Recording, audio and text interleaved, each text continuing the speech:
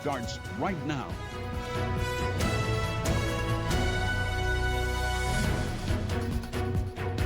Good evening, and thank you so much for joining us. The father of a 3-month-old baby and his girlfriend, who were charged in the baby's death just last weekend, will now walk free. Today, a Cabell magistrate ruling there is not enough evidence proving the two were responsible for the child's death. The child died nearly 2 weeks ago after he showed up to the hospital with severe head trauma, unable to breathe. Anna Saunders is live outside the courthouse with a breakdown of what happened in court today. Anna?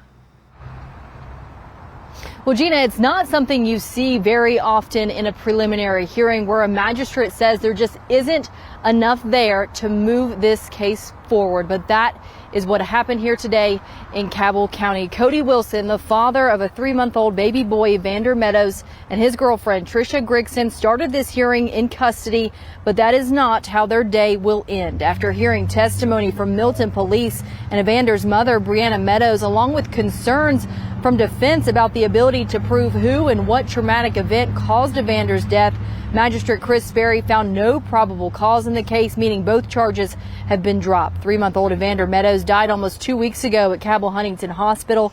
Police and medics responded to Wilson's apartment in Milton to a baby in cardiac arrest. Now, according to police at that time, Evander had no pulse, and then it was later revealed at the hospital and during an autopsy he had bruises consistent with choking and severe head trauma, while prosecution and police argued the injuries were enough to prove intent since the baby was in their care for 2 days when they believe these injuries happened.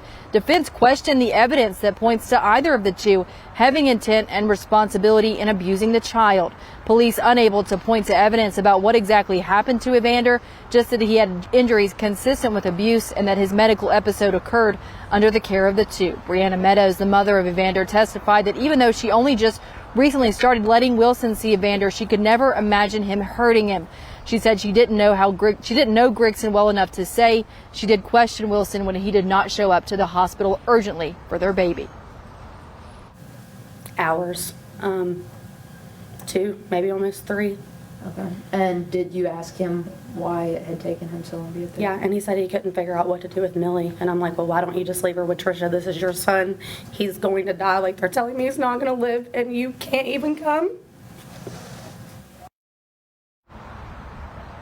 Now, Meadows indicated that there was an incident that took place at her house on Monday before he went to his dad's, where Evander was lifted up by his 2-year-old sibling and laid on the floor.